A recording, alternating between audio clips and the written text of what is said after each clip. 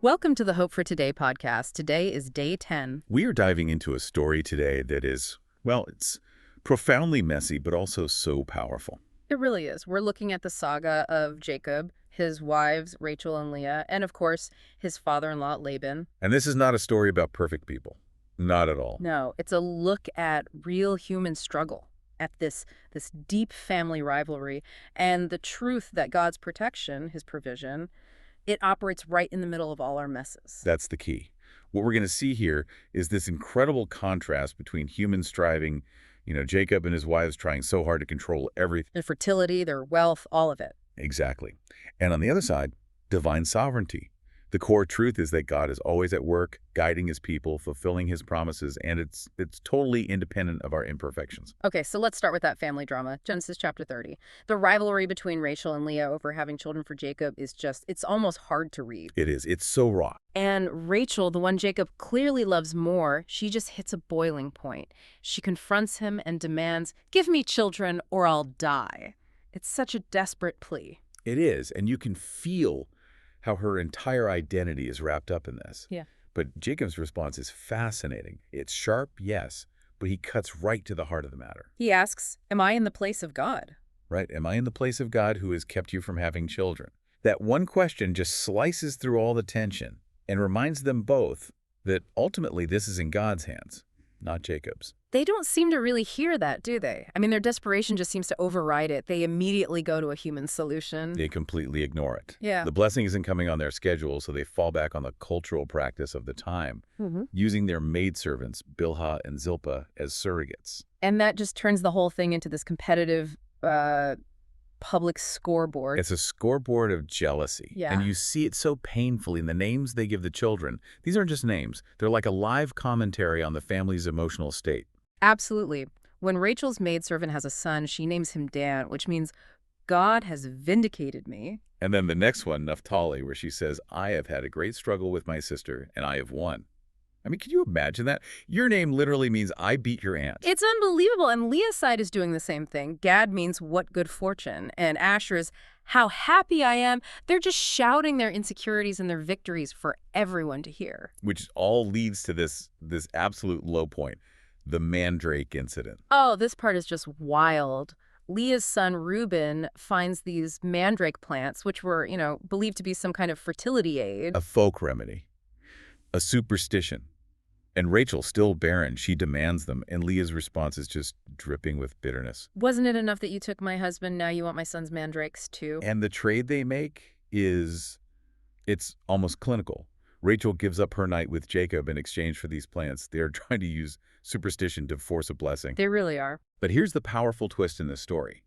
Completely separate from all their bargaining and their magic plants, the text says, God listened to Leah. Right. And then she conceives Issachar. It had nothing to do with the mandrakes. Nothing. The core lesson is that God's response, his blessing, it's not something we can trade for. It's independent of our chaotic human maneuvering. So after all the years of striving, the proxies, the bargaining, Rachel's true turning point comes when God finally acts directly. That's the crux of it all.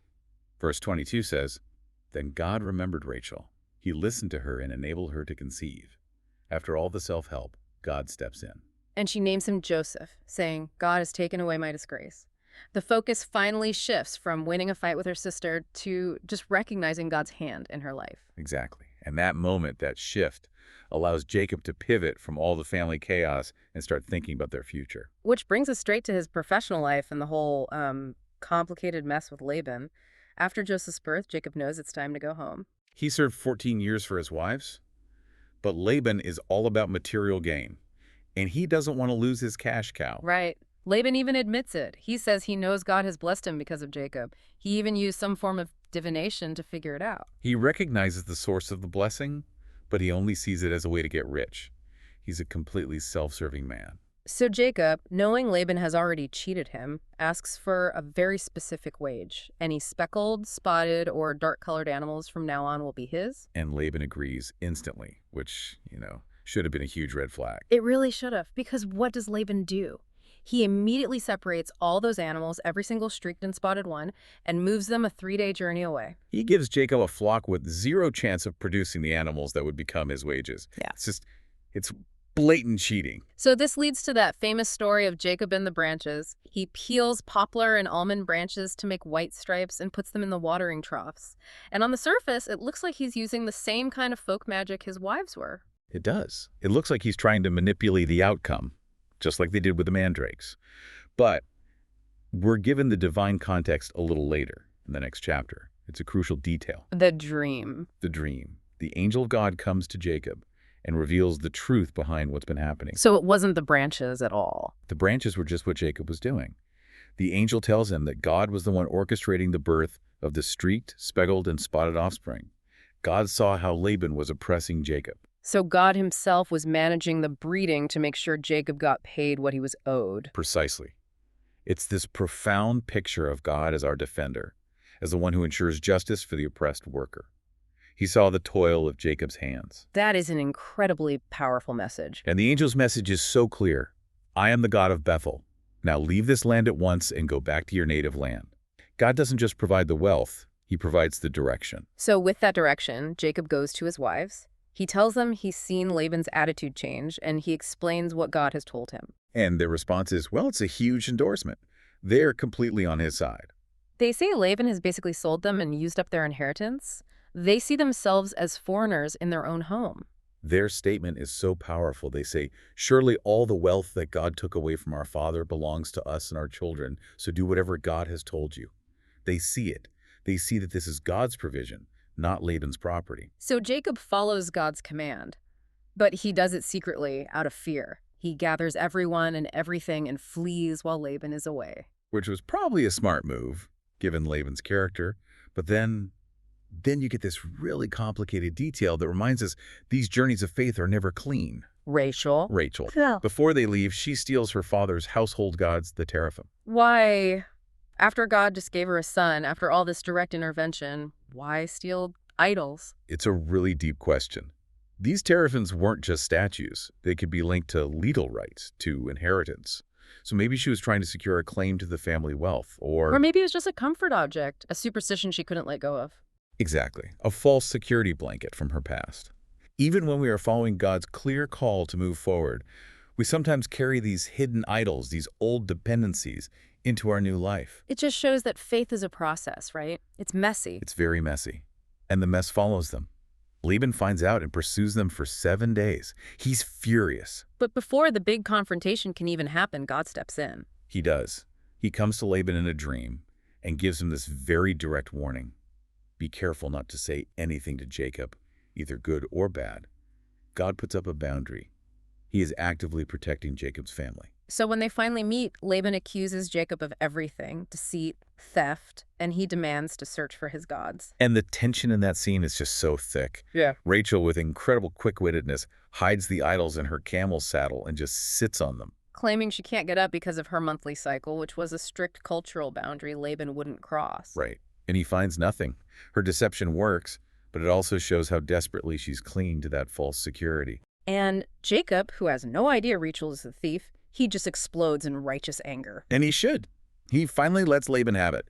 He lays out 20 years of faithful, grueling service, the heat, the cold, the lost sleep, and the fact that Laban changed his wages 10 times. He makes it so clear where his help came from. He says, if the God of my father had not been with me, you would surely have sent me away empty-handed. He attributes everything to God's protection. He basically says, God has seen my hardship and the toil of my hands, and last night, he rebuked you. He points to God as the ultimate judge in the situation. He does. And that's the promise for us. When we feel wronged, God sees the toil of our hands. He is our defender. He steps in. So this massive confrontation ends not with a fight, but with a treaty, a covenant of separation. Yes, they set up a stone pillar. They call it Gilead and also Mizpah. And the meaning of Mizpah is what has endured for centuries. May the Lord keep watch between you and me when we are away from each other. It's an acknowledgement that God is the eternal witness over their broken relationship. It's a boundary. And it shows that God protects us, even from people who have wronged us. The separation, the blessing, it all underscores that God's command to move forward comes with his promise of protection. What a deep dive. Wow. So to recap the big themes here, God is sovereign over all our human striving. He provides for us, especially in the face of injustice. Right. He makes sure we're not sent away empty-handed. And he's our constant watchful protector, guiding us out of difficult places and setting boundaries for our safety. And I think the final thought here really is that this story is a huge reminder that God's will isn't accomplished through perfect people. It's accomplished through his perfect faithfulness to really flawed, struggling people like you and me. That's a great takeaway. So as you face your own personal rivalries this week, or maybe some unfair situation, or even if you realize you're clinging to some small, hidden idol from your past, remember the God who sees your hardship, who hears you, and who defends you. Your provision doesn't come from your own cleverness. It comes from his watchful care and his unchanging promises. That was it for day 10. Meet you on day 11 tomorrow.